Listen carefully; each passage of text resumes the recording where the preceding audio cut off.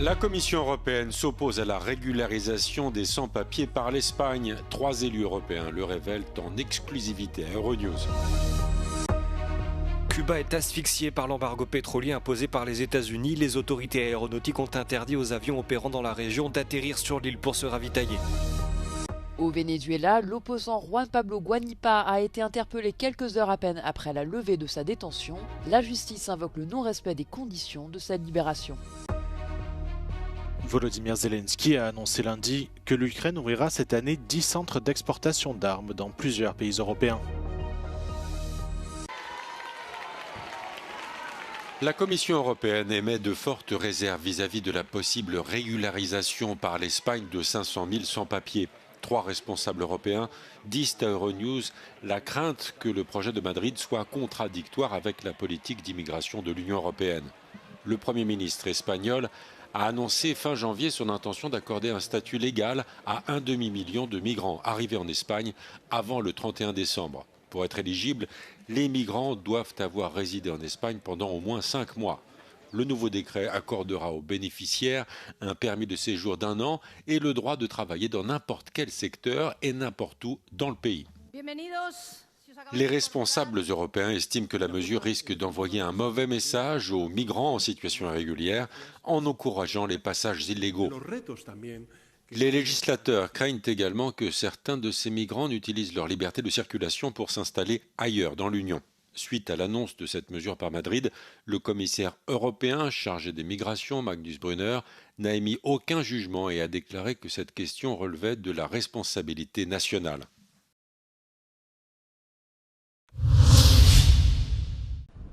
La situation à Cuba est de plus en plus difficile. Donald Trump a décidé de couper l'île de ses ressources pétrolières en signant fin janvier un décret imposant des taxes aux pays vendant du pétrole à la Havane. Pour faire face à la pénurie, le régime cubain a imposé de nouvelles mesures d'urgence, dernière étape du rationnement qui a déjà un impact important pour l'île, dont l'économie dépend en grande partie du tourisme. Les autorités aéronautiques ont averti les compagnies aériennes qu'il n'y a pas assez de carburant pour ravitailler les avions sur l'île. Les vols long courriers, essentiels pour le tourisme, sont donc perturbés et Air Canada a annoncé la suspension de ces liaisons. Les Cubains sont eux autorisés à acheter un maximum de 20 litres de carburant, mais uniquement en dollars. Dans le même temps, les transports publics ont été gravement perturbés. Les habitants tentent donc de s'adapter à cette situation extraordinaire. Visitar si que son de batería porque aquí no hay más nada. Es con lo que resolvemos aquí. Y así, poquito a poco, echando para adelante, mano y de otra. La présidente mexicaine Claudia Sheinbaum a jugé très injuste la décision de Donald Trump. Ce lundi, elle s'est engagée à envoyer de l'aide à Cuba et à utiliser tous les moyens diplomatiques disponibles pour relancer les livraisons de pétrole. Puede uno estar de acuerdo o no con el régimen de gobierno de Cuba, pero no debe afectarse a los pueblos nunca. En raison de la pénurie de carburant, les banques ont réduit leurs heures d'ouverture et plusieurs événements culturels ont été annulés. Une situation qui rappelle la grave crise qui avait suivi la chute de l'URSS en 1991.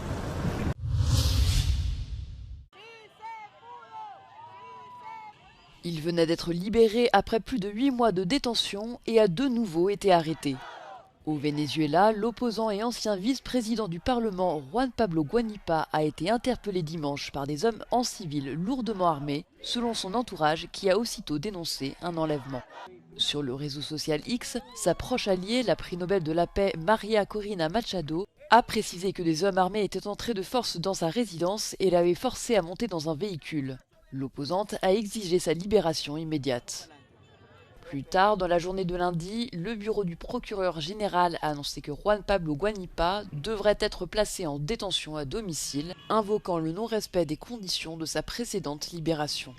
Peu après sa sortie, celui-ci avait retrouvé des proches de prisonniers politiques devant plusieurs prisons de Caracas et s'était exprimé devant la presse, ce qui constitue, selon les autorités, une violation des règles imposées lors de sa remise en liberté.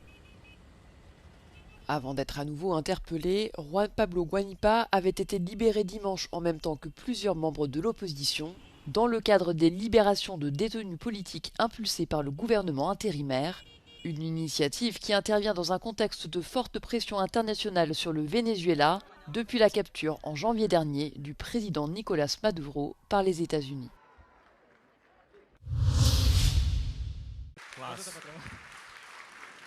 Volodymyr Zelensky annonce que l'Ukraine ouvrira des centres d'exportation d'armes dans toute l'Europe à partir de la mi-février. S'exprimant lundi lors d'une réunion à l'Institut d'aviation de Kiev, le président ukrainien a déclaré que la fabrication de drones était déjà opérationnelle au Royaume-Uni et qu'elle commencera bientôt en Allemagne, puis dans d'autres pays européens dans le courant de l'année. Дуже обнадійливо те, що відкривається експорт. 10 експортних центрів в Європі буде вже в 26-му році. Це і Німеччина, і Балтійські держави, і Нордік держави. Тобто 10 представництв в 26-му році будуть працювати.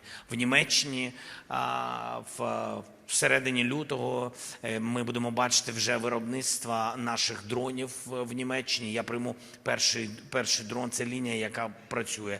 В Британії лінії виробництва працюють. Це все наші українські технології.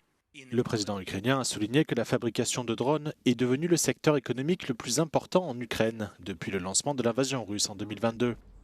Selon Volodymyr Zelensky, environ 450 sociétés ukrainiennes sont impliquées dans la production de différents types de drones, qui jouent un rôle crucial dans la guerre qui dure depuis bientôt 4 ans.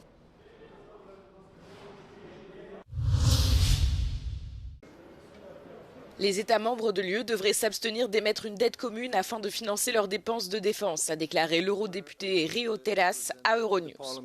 L'émission d'une dette commune est un sujet récurrent parmi les dirigeants et les institutions de l'UE. Elle est défendue par le président français Emmanuel Macron qui a appelé à la financer pour les dépenses liées à la défense et à l'IA dans une interview publiée mardi par plusieurs journaux européens.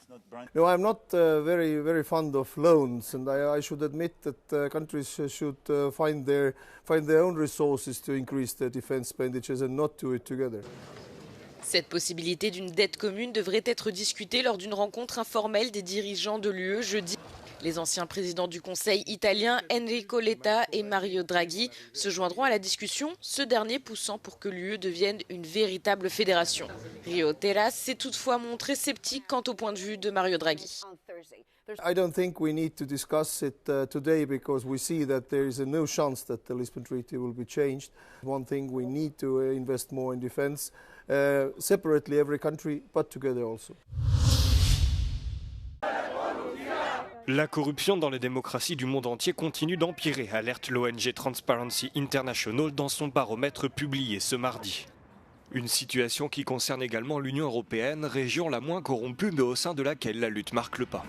Le bloc obtient une moyenne de 62 points sur 100 contre une note de 42 pour l'ensemble des pays de la planète, le niveau le plus bas depuis plus d'une décennie. La Hongrie, la Bulgarie et la Roumanie sont les pays de l'UE où le niveau perçu de corruption dans le secteur public est le plus élevé selon l'ONG. A contrario, le Danemark, la Finlande et la Suède sont les pays de l'Union perçus comme les moins corrompus. L'ONG a également observé une tendance à la régression dans quelques pays de l'UE tels que la Hongrie, la Bulgarie et la Slovaquie. In the last year in Slovakia, there's been campaigns within the government against the independent whistleblowing agency, impacts on the ability to investigate and prosecute against corruption being rolled back within the country. Le score des démocraties traditionnellement performantes comme la France, la Suède et les Pays-Bas a baissé en raison des difficultés liées à l'application des sanctions et des scandales d'intégrité. Mais cette baisse ne se limite pas à ce constat. Another trend is that these countries are just simply had their eye off the ball when it comes to modernizing their anti-corruption framework. I think the Netherlands and Sweden could particularly be put in that category where they just have not had strong standards when it's come to lobbying transparency or political finance transparency in regards to us knowing who is funding political parties within the country. A l'inverse, le score des pays baltes a augmenté grâce à la mise en œuvre d'une stratégie anti-corruption efficace et à l'amélioration de la transparence du financement politique, a déclaré l'experte. En 2025, l'UE a adopté sa première directive anticorruption afin d'harmoniser la législation européenne en matière de lutte contre ce phénomène. Un tribunal de Hong Kong a condamné Jimmy Lai, le magnat des médias et défenseur des droits de l'homme le plus en vue de la ville-État, à 20 ans de prison. Le fondateur du quotidien hongkongais Apple Daily, aujourd'hui disparu, a été arrêté en 2020 sous la pression de Pékin, soupçonné de collusion avec des forces étrangères et de publication de documents incitant à la conspiration. Jimmy Lai a déjà passé 5 ans derrière les barreaux. Une série d'autres poursuites ont été engagées contre lui en vertu de la loi dite de sécurité nationale imposée par Pékin à la suite des manifestations antigouvernementales de 2019. Au cours de cette période, il est devenu l'un des symboles clés de la liberté de la presse démantelée. Des centaines de personnes se sont rassemblées devant le palais de justice dans l'attente du verdict.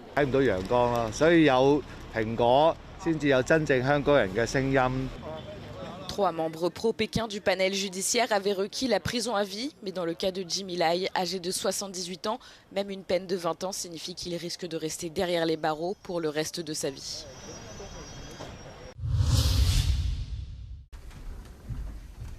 Après la victoire écrasante de son parti aux législatives, la première ministre japonaise Sanae Takeichi s'est engagée à tenir ses promesses électorales dans les plus brefs délais. 勝利の余韻に浸っている余裕は私たちにはございません。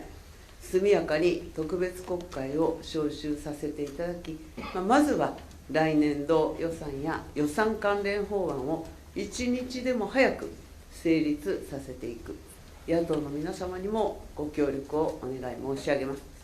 Le succès retentissant du parti libéral-démocrate de Takaichi aux législatives de dimanche a eu un impact immédiat sur les marchés asiatiques, qui ont tous progressé lundi. Sanae Takaichi appartenait à l'aile ultra-conservatrice du PLD lorsqu'elle est devenue présidente du parti et première ministre en octobre dernier. Première femme à occuper ce poste au Japon, elle a permis au PLD de regagner une grande partie du soutien qu'il avait perdu lors des élections précédentes sur fond d'inflation et de corruption. Depuis, sa popularité ne s'est pas démentie auprès de ses électeurs, mais elle devra désormais tenir ses promesses en matière d'économie et d'inflation.